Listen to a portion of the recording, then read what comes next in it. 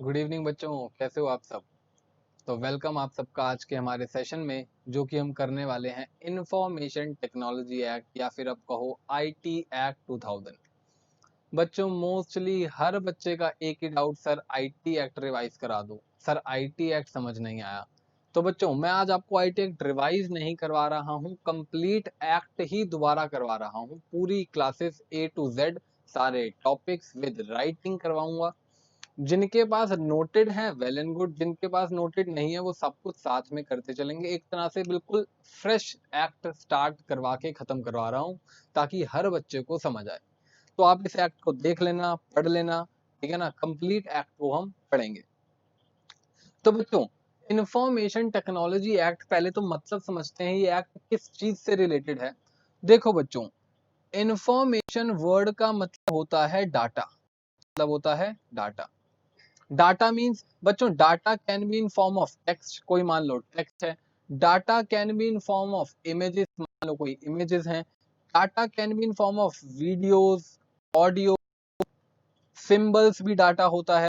यानी किसी भी तरह का डाटा, उसे क्या बोलते हैं, इंफॉर्मेशन। टेक्नोलॉजी का मतलब आप सब जानते हो या इलेक्ट्रॉनिक, ई मैनर, ठीक है ना। इलेक्ट्रॉनिक का मतलब क्या, ई मैनर, इलेक्ट्रॉनिक मैनर में। तो हम इंफॉर्मेशन टेक्नोलॉजी यानी कि उस सारे डाटा से जुड़ी हुई टेक्नोलॉजी के बारे में स्टडी करना चाहते हैं। यानी जितनी भी इलेक्ट्रॉनिक मैनर में डाटा है, ट्रांजैक्शंस हैं, उन सब को कवर करना चाहते हैं थ्रू इंफॉर्मेशन टेक्नोलॉजी एक्ट 2000। तो अगर आप देखो तो इंफॉर्मेशन टेक्नोलॉजी एक्ट बच्चों बहुत पुराना नहीं है, only 2 decades earlier this act is enacted या दिस एक्ट वाज इनेक्टेड, ठीक है ना। 2000 में ये एक्ट को इनेक्ट करा है। आप में से बहुत बच्चों की तो डेट ऑफ बर्थ ही होगी 2000, ठीक है ना। तो बहुत ही पुराना एक्ट नहीं है, क्योंकि आप बात करो टेक्नोलॉजी की भी, तो इंडिया में टेक्नोलॉजी 2 डिकेड्स में ही आई है, ठीक है ना। यूएसए में 3 डिकेड्स हो गए हैं। तो बच्चों बात करते हैं सबसे पहले इंफॉर्मेशन टेक्नोलॉजी एक्ट के एप्लीकेबिलिटी की, ठीक है। सबसे पहले बात करते हैं इंफॉर्मेशन टेक्नोलॉजी एक्ट के एप्लीकेबिलिटी की, कि ये कहाँ कहाँ एप्लीकेबल है। बच्चों वैसे तो ये बात अब बताने की जरूरत नहीं है, क्योंकि आप सब जानते हो जब से आर्टिकल 370 एबॉलिश हुआ है, सारे acts all over India applicable हैं। बट एग्जामिनर कई बार आपके साथ खेल सकता है, इसलिए लिखवाना जरूरी है। कहाँ कहाँ एप्लीकेबल है, एप्लीकेबल टू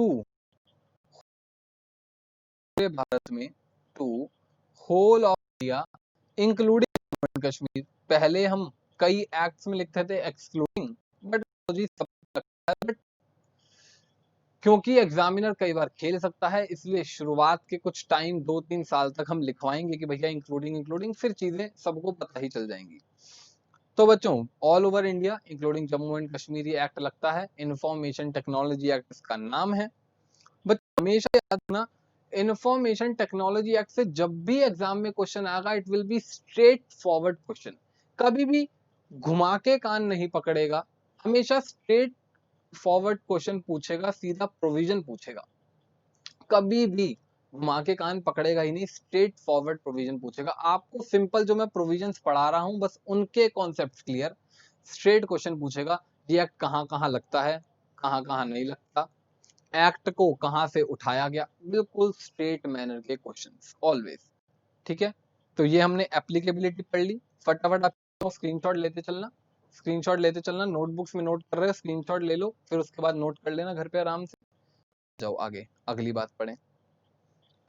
बच्चों इंफॉर्मेशन टेक्नोलॉजी को मैं शॉर्ट में लिखूंगा आईटी एक्ट, तो इसको रेफर कर लेना, पूरा इतना बड़ा एक्ट बार बार नहीं लिखा जा सकता। बच्चों आईटी एक्ट हमने कहां से लिया है, ये देखो। बच्चों आईटी एक्ट ओरिजिनेट, हमने आईटी पूरा परफॉर्मा है वो लिया है ओरिजिनेटेड फ्रॉम, जो इंडिया में हमने आईटी एक्ट को इनेक्ट करा है उसका जो परफॉर्मा हमने लिया है, मतलब एक स्ट्रक्चर जो हमने लिया है, वो लिया है बच्चों यूएन साइट्रल मॉडल से। UNCITRAL model, UNCITRAL model, model का नाम क्या है, UNCITRAL model. UN United Nation Commission United Nations Commission on International Trade Law, on International Trade Law. बच्चों कई बार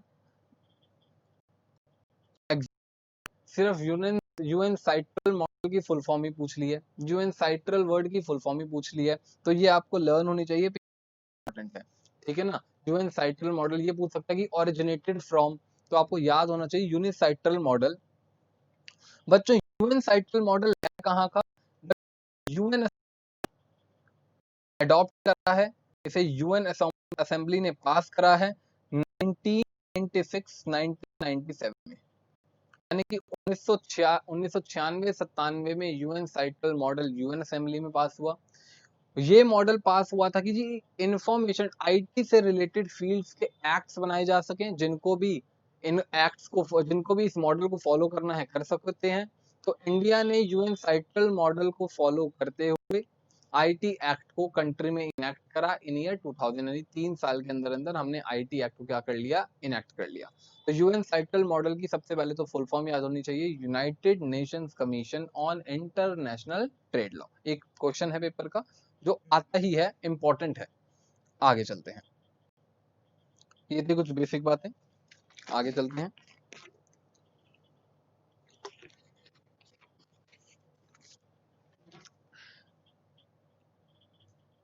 अब जी मेन बात आती है, सर इस एक्ट की जरूरत क्या है, why do we need IT act, हमने आईटी एक्ट बनाया क्यों, क्या बाकी बने लॉस कम पड़ रहे थे जो हमें आईटी एक्ट बनाने की जरूरत पड़ी। तो देखो आईटी एक्ट हमने क्यों बनाया, इसके ऑब्जेक्टिव्स लिखिए तब समझ आएगा, ऑब्जेक्टिव्स ऑफ आईटी एक्ट की हमें की जरूरत पड़ी ही क्यों सर, ऑब्जेक्टिव्स क्या थे इसके।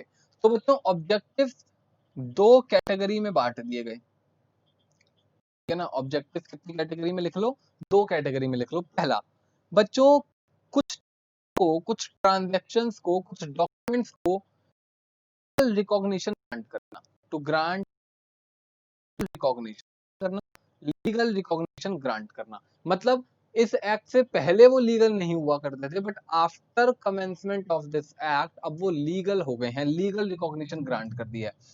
और कुछ चीजों को फैसिलिटेट करना, फैसिलिटेट मतलब स्टार्ट करना, एग्जीक्यूट करवाना, स्टार्ट करना, ठीक है ना। किन किन चीजों को लीगल रिकॉग्निशन ग्रांट करना, ये भी देखो, टू ग्रांट लीगल रिकॉग्निशन, किन किन चीजों को, ए बच्चों उन ट्रांजैक्शंस को, कॉन्ट्रैक्ट्स को, ट्रांजैक्शंस या ऐसे कॉन्ट्रैक्ट्स डन थ्रू या entered through electronic, entered through E manner, electronic manner को ई मैनर लिख रहा हूं, ठीक है ना। जैसे कि बताऊं, हाँ बच्चों ऐसे कॉन्ट्रैक्ट्स जो मान लो ईमेल्स के थ्रू हुए हों, व्हाट्सएप के थ्रू हुए हों, क्या ये भी है, हाँ, क्योंकि आईटी एक्ट आपको एम्पावर्ड करता है फॉर एनी ट्रांजैक्शंस और contracts entered through E manner, electronic manner में कोई भी कॉन्ट्रैक्ट ट्रांजैक्शंस आज के टाइम पर वैलिड हैं। अगला किन चीजों को लीगल रिकॉग्निशन देता है, सेकंड है digital signature certificate, digital signature certificate, digital signature certificate. ये डिजिटल सिग्नेचर सर्टिफिकेट क्या चीज है, हाँ जो बच्चों जैसे आपका फिजिकल सिग्नेचर है, जैसे आप फिजिकली साइन, जैसे आपका फिजिकल सिग्नेचर है, जैसे दिए, इसी फिजिकल सिग्नेचर को कंप्यूटर के थ्रू एक एनक्रिप्ट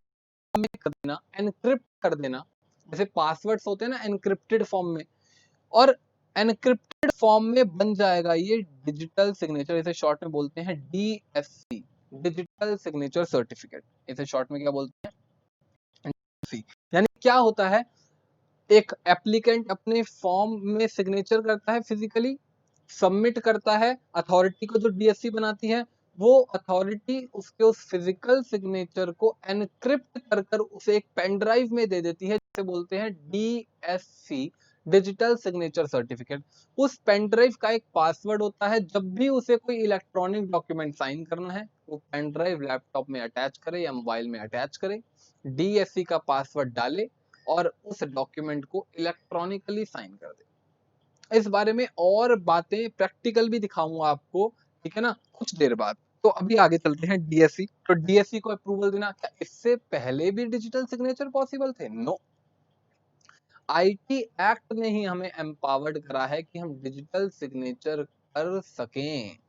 आगे आ जाओ, और क्या चीजों को लीगल रिकॉग्निशन प्रोवाइड करना, और देखो, टू गिव लीगल रिकॉग्निशन, वो तो हमने ऊपर लिख लिया, to give legal recognition for keeping, देखना बच्चों, for keeping books of accounts, आप लोग बनाते ही होगे books of accounts, balance, for keeping books. बच्चों आज के टाइम पे आप books of accounts in e भी रख सकते हो बाय बैंक्स, चाहे वो बैंक्स हो। और क्या इससे पहले ये पॉसिबल था? नो। अब आप देखो ना, 90% लोग इलेक्ट्रॉनिकली ही बनाते हैं। वो टैली जैसे सॉफ्टवेयर यूज करते हैं, मार्ग जैसे सॉफ्टवेयर यूज करते हैं, बिजी जैसे सॉफ्टवेयर यूज करते हैं, यानी कि वो इलेक्ट्रॉनिक मैनर में ही बुक्स ऑफ अकाउंट्स बनाते हैं और इलेक्ट्रॉनिक मैनर में ही बुक्स ऑफ अकाउंट्स रखते हैं। ये कैसे पॉसिबल हो पाया? Through commencement of IT act. तो देखो आईटी एक्ट में किन किन चीजों को लीगल रिकॉग्निशन ग्रांट करा? Any transactions, any contracts entered through E manner, digital signature certificate, यानी ऑनलाइन सिग्नेचर कर सकते हो आप, डिजिटल सिग्नेचर सर्टिफिकेट जिसे बोलते हैं, बुक्स ऑफ अकाउंट्स को इलेक्ट्रॉनिक मैनर में बनाना और रखना भी। ठीक है, आगे देखो। अच्छा जी, फैसिलिटेट करता है, मतलब आपको करने की क्षमता देता है। फैसिलिटेट मतलब एग्जीक्यूशन पावर देता है, किस चीज की? देखो इसमें भी तीन बातें हैं। फैसिलिटेट करता है क्या क्या, या ऐसा करते हैं, इसे ऐसे लिख लेते हैं, फैसिलिटेट, तभी आप स्क्रीनशॉट इजीली ले पाओगे। फैसिलिटेट क्या क्या करता है देखना, फाइलिंग ऑफ डॉक्यूमेंट, आपको पता ही है आजकल आप कई डॉक्यूमेंट्स, कई क्या बोलूं, 90% जगह डॉक्यूमेंट्स ऑनलाइन फाइल कर सकते हो। Filing of documents in E manner, in E manner. For example, जैसे कि बच्चों आप देखो, किसी गवर्नमेंट अथॉरिटी में कोई डॉक्यूमेंट फाइल करना है, या यूनिवर्सिटीज में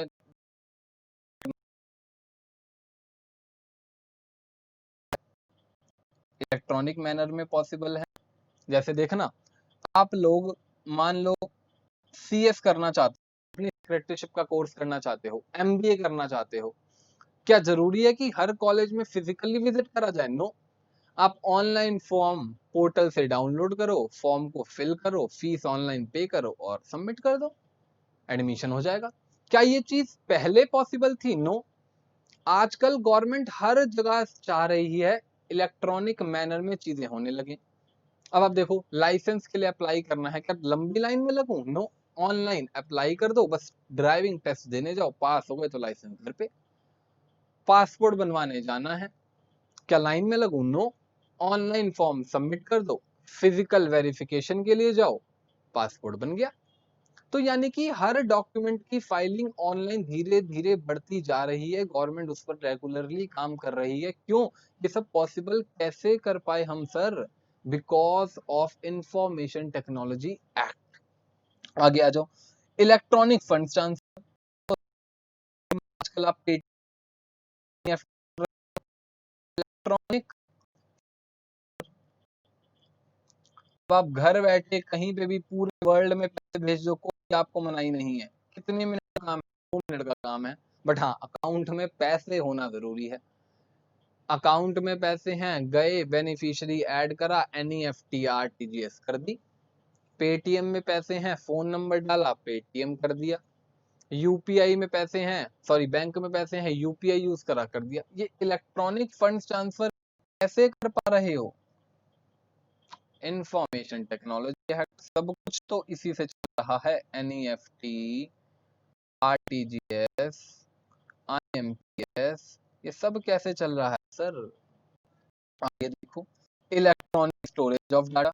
sir electronic storage of data means, आप जानते हो बच्चों, हमें बहुत सारा डाटा करना पड़ता है बहुत सारा डाटा, जैसे कि आप किसी कंपनी की बैलेंस शीट बना रहे हो, प्रॉफिट एंड लॉस बना रहे हो, कैश फ्लो बना रहे हो, क्या उस डाटा को स्टोर करना पड़ता है, रखना पड़ता है, या साल के एंड में बनाया फाड़ के फेंक दिया? नो, हमें उसे स्टोर करना पड़ता है।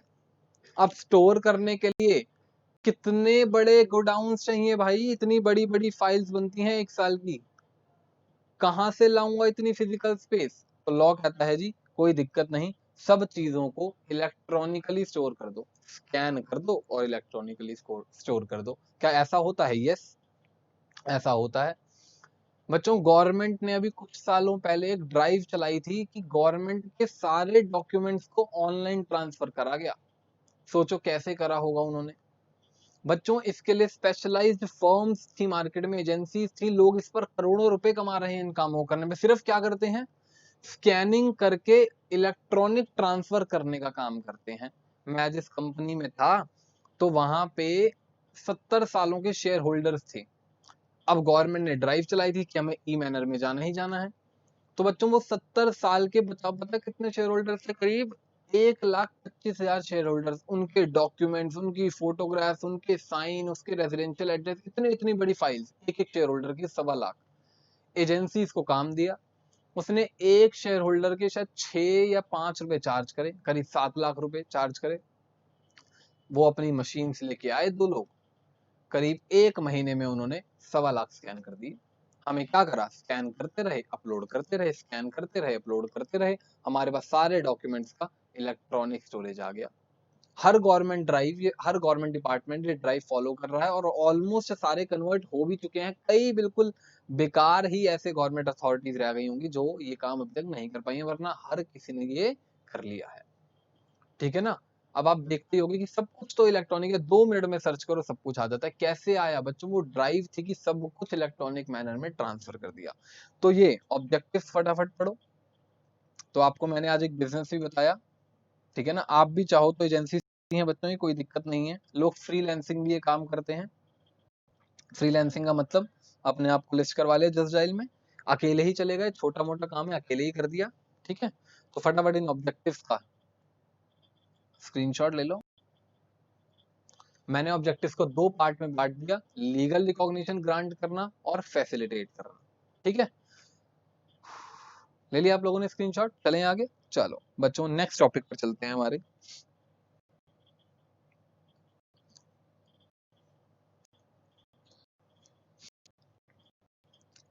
चलते हैं बच्चों हमारे नेक्स्ट टॉपिक पर। बच्चों, इस एक्ट के आने से इफेक्ट क्या क्या हुआ? Effect of IT act on other acts. क्या इस एक्ट के आने से और भी एक्ट्स में इफेक्ट पड़ा? यस, और भी एक्ट्स में इफेक्ट पड़ा। वैसे तो बच्चों हर एक्ट के आने से थोड़ा बहुत माइनर चेंज तो हर लॉ में आता है, बट थोड़ा बहुत। बट इस एक्ट के आने से मेजर इफेक्ट्स पड़े कई एक्ट्स में, इसलिए इसके लिए एक स्पेसिफिक टॉपिक ही है।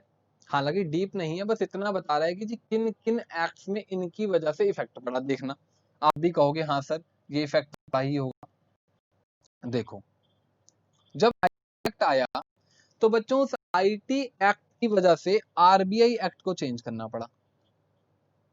Sir RBI act, reserve bank of India act, आपको पता है RBI central bank of India, जो सारे के सारे मनी से रिलेटेड, फाइनेंशियल सिस्टम से रिलेटेड ट्रांजैक्शन देखता है। अब देखो, इससे पहले सिर्फ ऑफलाइन लेन देन चलता था, बट आईटी एक्ट के आने की वजह से ऑनलाइन लेन देन भी चालू हुआ। ईएफटी हो गया, एनईएफटी, आरटीजीएस। क्या आरबीआई एक्ट को भी अपने प्रोविजन अमेंड करने पड़ेंगे? यस, करे होंगे, करे हैं। उसे भी तो इलेक्ट्रॉनिक पेमेंट्स को ऑथेंटिकेशन देना पड़ेगा। यस सर, उसे भी तो इलेक्ट्रॉनिक पेमेंट्स के प्रोविजंस बनाने पड़ेंगे। यस सर, उसे एक तरह से अपना एक पूरा प्रॉपर सिस्टम ही डालना पड़ेगा। जैसे ऑफलाइन का डाल रखा था वैसे ऑनलाइन का डालना पड़ेगा, बिकॉज ऑफ दिस आईटी। क्या मेजर चेंज है? बहुत मेजर चेंज है। और देखो सर, और कहां कहां पे चेंज आया? बच्चों, आईटी एक्ट जब आया तो आप सबको आज के टाइम पे पता है, अगर आप कुछ भी क्राइम करते हो ऑनलाइन, उसके लिए सजा है। और बच्चों, सारी की सारी सजाएं, सारी की सारे पीनल प्रोविजंस कहाँ मेंशन है? आप सुनते होंगे आईपीसी, जिसे बोलते हैं इंडियन पीनल कोड। आप सब जानते हो इंडियन पीनल कोड, ये जिसे बोलते हैं आई धारा 372 के तहत आपको मौत की सजा सुनाई जाती है, 370 के तहत आपको फांसी सुनाई जाती है। आईपीसी, क्या इस एक्ट में भी चेंज करना पड़ा? यस, क्योंकि अगर कोई आईटी एक्ट के प्रोविजंस का मिसयूज करता है, गलत यूज करता है या कोई क्राइम करता है, तो उसको सजा भी तो देनी है, सजा देंगे। सजा के लिए कहां प्रोविजंस मेंशन होते हैं? आईपीसी में, ठीक है ना।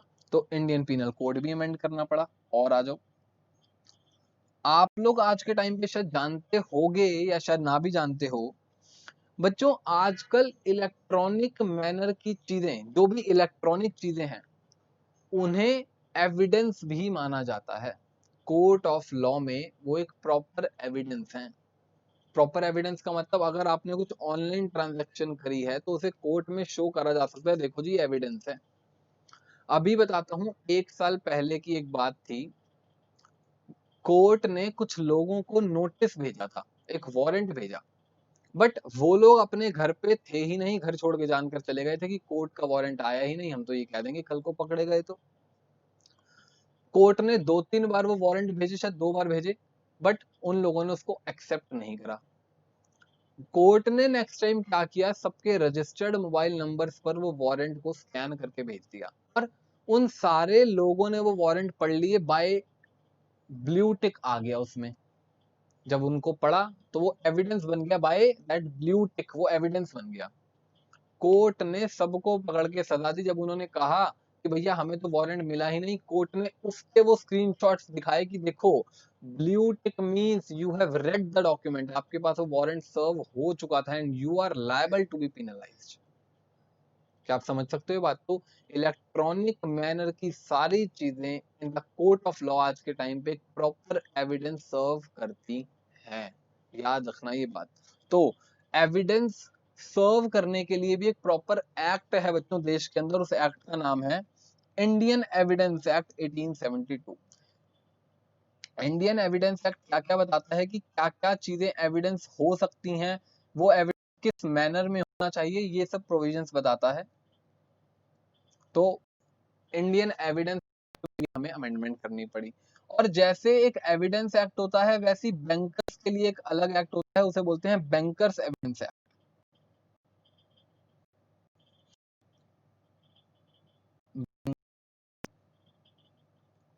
एविडेंस एक्ट जैसे हमारे लिए है, वैसे ही बैंकर्स एविडेंस एक्ट क्या करना पड़ा? अमेंडमेंट। 4 एक्ट में मेजर अमेंडमेंट्स आई, किसकी वजह से? आईटी एक्ट के आने की वजह से। आरबीआई एक्ट को चेंज करना पड़ा क्योंकि हमें एक ऑनलाइन फैसिलिटी चाहिए थी। इंडियन कोड प्रोविजंस डाले क्योंकि अब ये एविडेंस की तरह काम करेंगे और बैंकर्स के लिए एविडेंस की तरह काम करेंगे। तो बैंकर्स एविडेंस एक्ट में भी हमने प्रोविजंस को करा। फटाफट आप इन चीजों को स्क्रीनशॉट ले लो, फिर आगे चलें।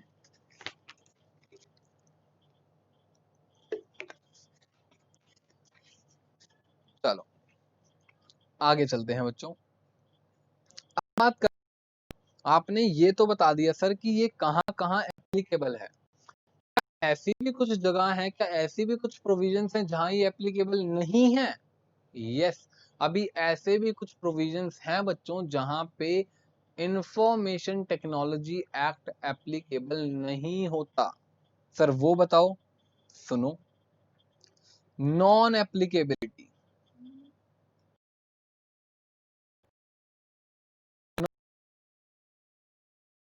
ऑफ आईटी एक्ट कहां कहां नहीं है? देखो कहां कहां एप्लीकेबल नहीं है। सबसे पहले, सबसे पहला, मेकिंग ऑफ, अगर आप बनाना चाहते हो, making slash execution of negotiable instrument, बच्चों अभी नेगोशिएबल इंस्ट्रूमेंट्स एक्ट पर नहीं लगता, इंस्ट्रूमेंट्स पर लगता। नेगोशिएबल इंस्ट्रूमेंट्स पर क्या होते हैं सर? नेगोशिएबल इंस्ट्रूमेंट्स क्या होते हैं sir? Promissory note, bills of exchange, cheque, तीन तरह के नेगोशिएबल इंस्ट्रूमेंट्स होते हैं। सर किसी पर नहीं लगता बच्चों, लगता है सिर्फ चेक पर, accept cheque.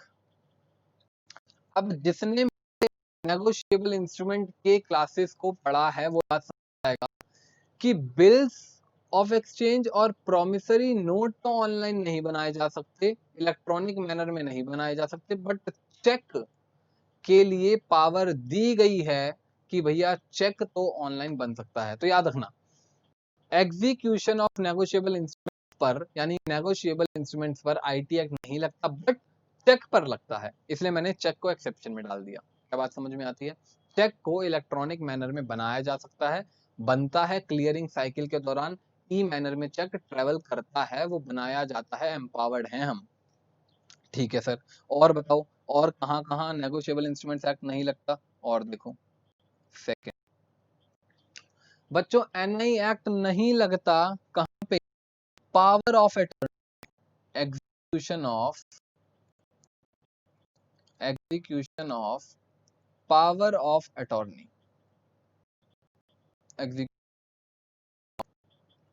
Power of attorney. Power of attorney क्या होती है सर? पावर ऑफ अटॉर्नी क्या होती है बच्चों? आप लोगों ने सुना होगा, हम अपनी पावर, कुछ अपने राइट्स को दूसरे को दे रहे हैं कि आप मेरे बिहाफ में एक्ट करो, कोई ट्रांजैक्शन कर लो, कुछ पैसे विड्रॉ कर लो, तो आपको पावर ऑफ अटॉर्नी दी जाती है। ये पावर ऑफ अटॉर्नी भी आज के टाइम पर और पहले से ही चली आ रही है, ऑफलाइन मोड में ही बनती है। अभी तक आईटी एक्ट को पावर नहीं दी गई है इस एक्ट के लिए। ठीक है ना, आगे आ जाओ। थर्ड कहां नहीं लगता? आगे देखो बच्चों, क्रिएशन ऑफ ट्रस्ट। आप लोग पढ़ते होंगे ट्रस्ट होती है, ट्रस्ट, इंडियन ट्रस्ट एक्ट, इसके लिए पूरा एक एक्ट है। ठीक है ना बच्चों, ट्रस्ट के ऊपर भी एक्ट नहीं लगता। ट्रस्ट होती क्या है? जिस बच्चे को पता है वेल एंड गुड, जिस बच्चे को नहीं पता समझ लो। जैसे मैं हूं, खरबों रुपया कमा लिया मैंने, भगवान की दया से कमा लूंगा मैं, तो भैया मैं मरते टाइम एक ट्रस्ट बना गया कि मेरे मरने के बाद, मरते टाइम ही, कि भैया जब मैं फाइनली मरी जाऊंगा तो मेरी सारी प्रॉपर्टी में से 50% हिस्सा इस फलाना मंदिर को देते रहना या दे दिया जाए। ये ट्रस्ट बना दी मैंने। ठीक है ना, इसे क्या बोलते हैं? ट्रस्ट। तो बच्चों ये जो ट्रस्ट की ट्रांजेक्शन मैं करना चाहता हूँ, ये आज के टाइम पर ऑफलाइन ही होती है, ऑनलाइन अभी इसको पावर नहीं दी गई है।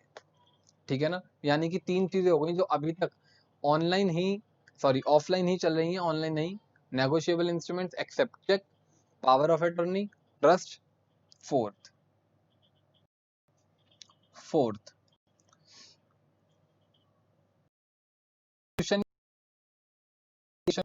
विल, क्रिएशन ऑफ विल, तो आप जानते ही होंगे, ठीक है, क्या होती है? वसीयत। मैं अपनी वसीयत बनाना चाहता हूँ, किसी का नाम करना चाहता हूँ, जी मेरे मरने इसके पास चाहिए, ये ऑनलाइन बनाई जा सकती है? नो, अभी तक इसके लिए ऐसा प्रोविजन नहीं है, ये हमारा हो गया negotiable instruments, power of attorney, trust, will. आगे सेल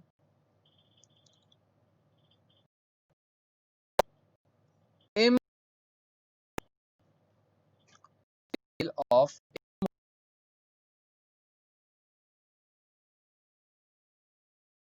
बच्चों अभी भी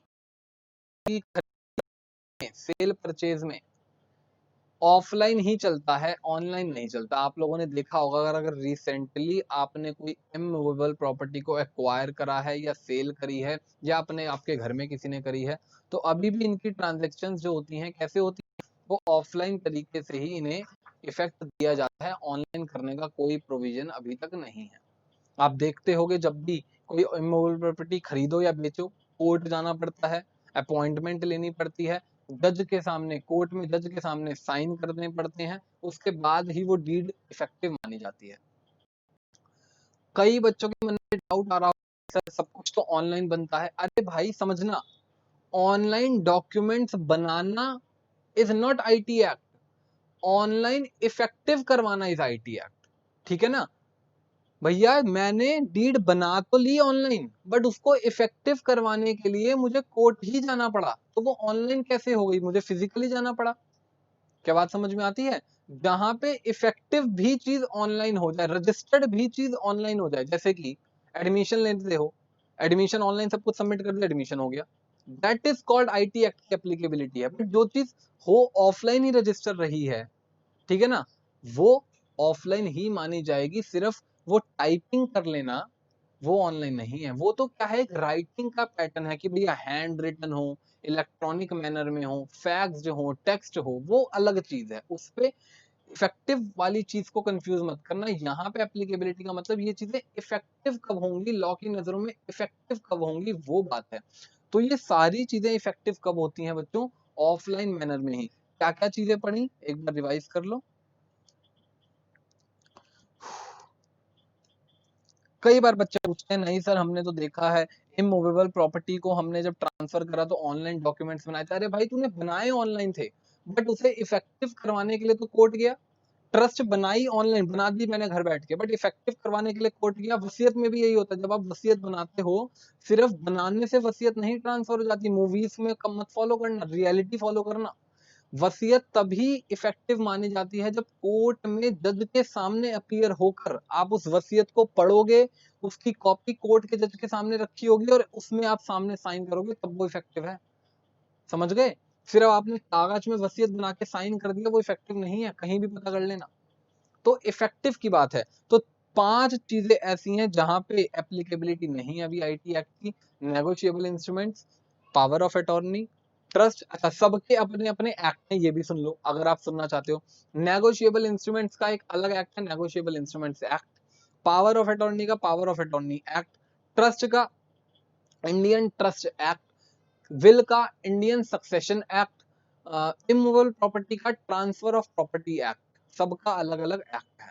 फटाफट इसका स्क्रीनशॉट ले लो, फिर आगे चलें इन चीजों पर। अच्छा, एक बात और समझ लेना बच्चों, ये बहुत ही इंपॉर्टेंट क्वेश्चन है, पेपर में बहुत बार ये क्वेश्चन पूछा गया है, स्टेट पूछता है, एमसीक्यू की फॉर्म में भी पूछ सकता है कि भैया किस किस पर, किस किस डॉक्यूमेंट पर एप्लीकेबल नहीं है, किस किस डॉक्यूमेंट पर एप्लीकेबल नहीं है। आपको 4 डॉक्यूमेंट दे देगा, उसमें से आपको राइट आंसर टिक करना होगा। ठीक है ना, राइट आंसर आपको क्या करना होगा, टिक करना होगा। तो याद रखना, ये सब बस लर्न कर लेना। आपको इतना डिटेल में क्या लर्न करना है, सिर्फ क्या क्या मेन वर्ड्स याद कर लो, negotiable instrument, power of attorney, trust, will, immovable property. बस ये चीजें, इनके एक्ट्स के नाम नहीं भी याद रखोगे, नॉट एन इश्यू। राइट, चलें आगे। चलो, ये हो गई हमारी एप्लीकेबिलिटी की बात।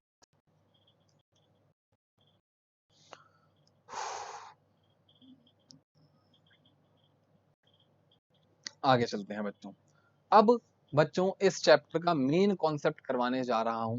एग्जाम्पल से कॉन्सेप्ट की शुरुआत करूंगा, वहां से कॉन्सेप्ट की ओर बढ़ूंगा। आप एग्जाम्पल को बिल्कुल ध्यान से देखते रहो, सुनते रहो, समझते रहो, लिखना कुछ नहीं है जब तक मैं एग्जाम्पल समझा रहा हूं। ठीक, समझो बच्चों, समझना एक एग्जाम्पल के थ्रू। ये है कोई मिस्टर एक्स, ये है कोई मिस्टर एक्स। मान लो मिस्टर एक्स एक कंपनी बनाना चाहते हैं, एक कंपनी इनकॉर्पोरेट करवाना चाहते हैं। ठीक है ना, चाहते हैं कि भाई एक कंपनी बनाए, बिजनेस करेंगे थोड़ा सा बढ़िया सा। बताना, क्या खुद बना सकते हैं? इलिटरेट है, अनपढ़ है, क्या खुद बना पाएंगे? नो, इलिटरेट है, नहीं बना पाएंगे। मान लो उस लायक कैपेबल नहीं है, उतने प्रोविजंस नहीं पढ़ रखे, तो भैया आप सब जानते हो अगर किसी भी पर्सन को कंपनी बनानी है तो उसको जाना पड़ता है किसके पास? आरओसी, रजिस्ट्रार ऑफ कंपनीज, जिसके बारे में आपने कंपनीज एक्ट में पढ़ा होगा।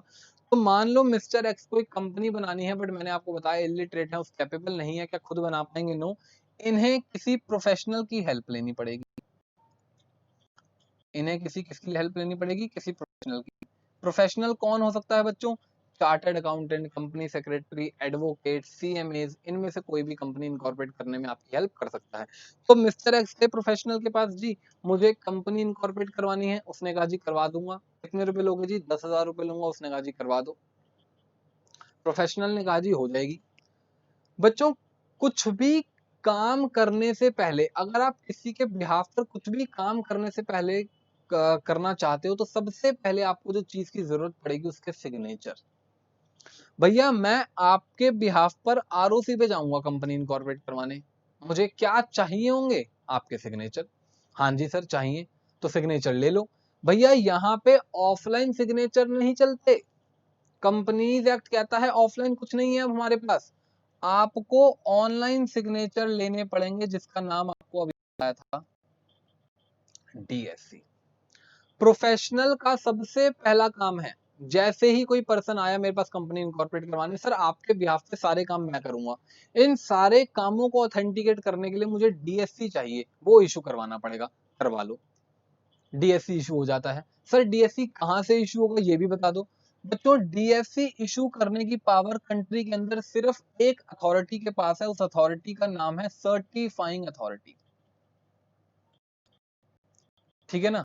Certifying authority. सिर्फ और सिर्फ आपको डीएससी कौन इशू करवा के दे सकता है? सर्टिफाइंग अथॉरिटी आपको डीएससी इशू करवा के दे सकती है, वही देती है। पढ़ेंगे सर्टिफाइंग अथॉरिटी कौन होती है, कैसे बनती है, इस बारे में भी पढ़ेंगे, और पहले समझते रहो। मुझे कंपनी इनकॉर्पोरेट करवानी थी, मैं प्रोफेशनल के पास गया, प्रोफेशनल ने मेरे बिहाफ पर डीएससी इशू करवाया। डीएससी इशू किससे करवाया? सर्टिफाइंग अथॉरिटी से। लिख लेते हैं यहाँ पे। अच्छा, अब डीएससी की मदद से ये क्या करेगा प्रोफेशनल?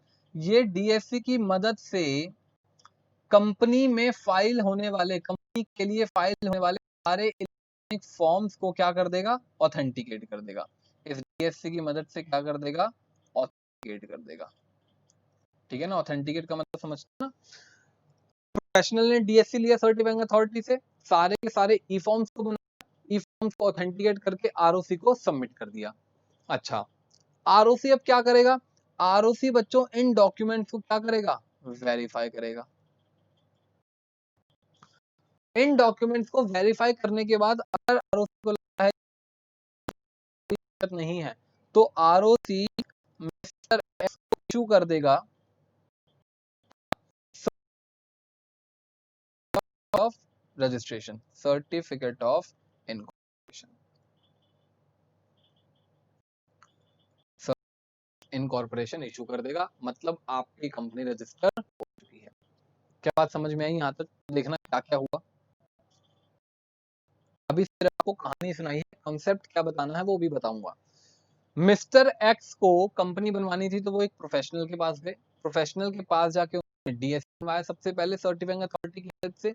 फिर प्रोफेशनल ने उस डीएससी को ऑथेंटिकेट करके आरओसी को सबमिट करा। सबमिट करने के बाद आरओसी ने डॉक्यूमेंट्स वेरीफाई करा, सब कुछ ओके हुआ, तो कंपनी ने आरओसी ने सर्टिफिकेट ऑफ इनकॉर्पोरेशन इशू कर दिया, कंपनी आपकी बन गई। बच्चों बताना यहाँ पूरे प्रोसेस में किस पर्सन को कंपनी इनकॉर्पोरेट करवानी थी, मतलब किस पर्सन को डॉक्यूमेंट सेंड करने थे और डॉक्यूमेंट्स ट्रांसमिट करने थे? वो था मिस्टर एक्स। बच्चों जो डॉक्यूमेंट्स भेजता है उसे बोलते हैं ओरिजिनेटर। X is originator. जिसको डॉक्यूमेंट्स भेजे गए, यानी हु इज द रिसिपेंट, इसको बोलते हैं एड्रेसी। क्या बोलते हैं? अच्छा, अगर ओरिजिनेटर के बिहाफ में या एड्रेसी के बिहाफ में अगर कोई थर्ड पार्टी काम कर रही है, उसे बोलते हैं इंटरमीडियरी। तो यहाँ कोई इंटरमीडियरी है? यस। ओरिजिनेटर के बिहाफ में प्रोफेशनल ने काम करा, इसका नाम है इंटरमीडिएट। समझ आई? जिसको डॉक्यूमेंट्स ट्रांसमिट करने हैं ओरिजिनेटर, जिसको मिलेंगे एड्रेसी, इन दोनों के बिहाफ में कोई थर्ड पार्टी काम कर रही है, इंटरमीडियरी। क्या बात समझ में आई? Yes sir. अब आगे समझो बच्चों, जब डीएससी सर्टिफिकेट अथॉरिटी आपका बनाएगी बच्चों, तो इसके लिए दो कीज बनाती है। अब समझना, मैं आपको डीएससी की थोड़ी कहानी बताने जा रहा हूं। बच्चों जब आपका डीएससी बनाया जाता है तो सर्टिफाइंग अथॉरिटी कीज एक को बोलते हैं प्राइवेट की, एक की। बच्चों दो कीज बना के की यूजर को दे देगी। यूजर का मतलब यूजर कौन है, मिस्टर एक्स को दे देगी। ये लो जी, ये की आपकी है। बच्चों पब्लिक की समझना भाई, जब आपने डॉक्यूमेंट्स पर प्राइवेट की से साइन करके ऑथेंटिकेट करके गवर्नमेंट को सबमिट करा, आरओसी को सबमिट करा, जो एक गवर्नमेंट डिपार्टमेंट है, गवर्नमेंट डिपार्टमेंट इसको वेरीफाई कैसे करेगा या ये डॉक्यूमेंट मिस्टर एक्स के डीएससी से ही आया है, किसी और के डीएससी से नहीं आया, इसे मिस्टर एक्स ने ही सबमिट करा है? वो वेरीफाई करेगा यूजिंग पब्लिक की। क्या उसके पास पब्लिक? तो आप समझना, डीएससी जब बनवाओगे सर्टिफाइंग अथॉरिटी से तो दो चीज बनाएगा, प्राइवेट की, पब्लिक की। प्राइवेट की आप हैंड ओवर कर दी जाएगी, पब्लिक की को गवर्नमेंट रिकॉर्ड्स में अपडेट कर दिया जाएगा। यहाँ से यूजर प्राइवेट की से साइन करके भेजेगा, वहां पे वो पब्लिक की से वेरीफाई कर लेंगे। जैसे कि आप बैंक्स में जाते हो, अकाउंट खुलवाते हो, आप क्या करते हो, अपने साइन करे, उस साइन को गवर्नमेंट के रिकॉर्ड्स में स्कैन करके रख दिया जाएगा। जब आप चेक में साइन करके भेजोगे तो वो चेक कर लेगा, हाँ जी इससे साइन मैच कर रहे हैं। ऐसे ही एक कॉपी प्राइवेट की आपके पास और एक कॉपी पब्लिक की गवर्नमेंट के पास। आपके पास सिर्फ प्राइवेट की है। क्या बात समझ में आती है? आपके पास क्या है? सिर्फ प्राइवेट की। अच्छा, तो ये ऑथेंटिकेट बताना प्राइवेट की से होगा या पब्लिक की से? प्राइवेट ऑथेंटिकेट विद प्राइवेट की। अगर क्या हम पब्लिक से ऑथेंटिकेट, तो आपको पब्लिक मिली ही नहीं, ऑथेंटिकेट कैसे करोगे? आपके पास सिर्फ होती है प्राइवेट की। समझना, जब डीएससी इशू होगा दो कीज बनाई जाएंगी, प्राइवेट की, पब्लिक की। प्राइवेट की यूजर के पास होगी, पब्लिक की को गवर्नमेंट रिकॉर्ड्स में अपडेट कर दिया जाएगा। प्राइवेट की से आप साइन करोगे यूजिंग अ पासवर्ड, उसे गवर्नमेंट रिकॉर्ड्स में पब्लिक की से वेरीफाई कर लिया जाएगा। तो आरओसी इसे वेरीफाई कर लेगा, तो क्या लेगा? तो मैंने आपको बताया, आपको क्या मिल जाएगा, आपको क्या मिल जाएगा, एक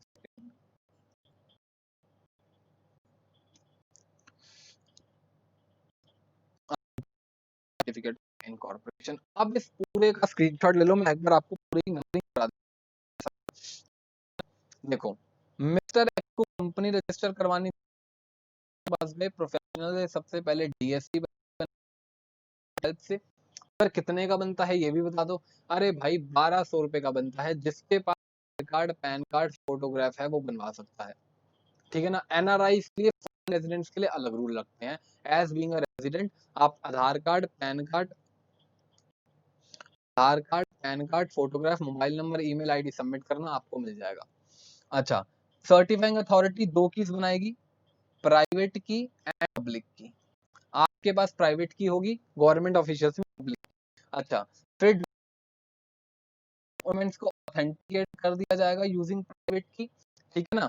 एड्रेसी को भेज दिया जाएगा, फिर एड्रेसी उसे वेरीफाई करेगा पब्लिक की। सब कुछ ओके निकलता है तो आपको सर्टिफिकेट ऑफ इनकॉर्पोरेशन क्या कर दिया जाएगा, इशू कर दिया जाएगा।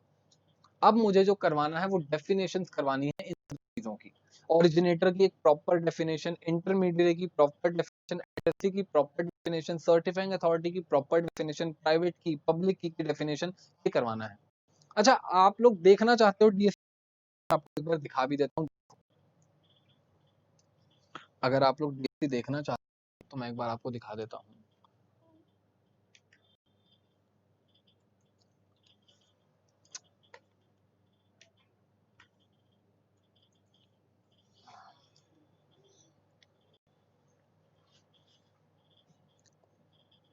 अरे ये क्या इतनी खतरनाक चीज आ गई,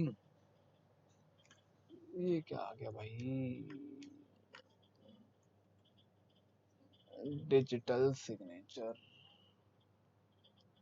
अरे की आजा डिजिटल सिग्नेचर,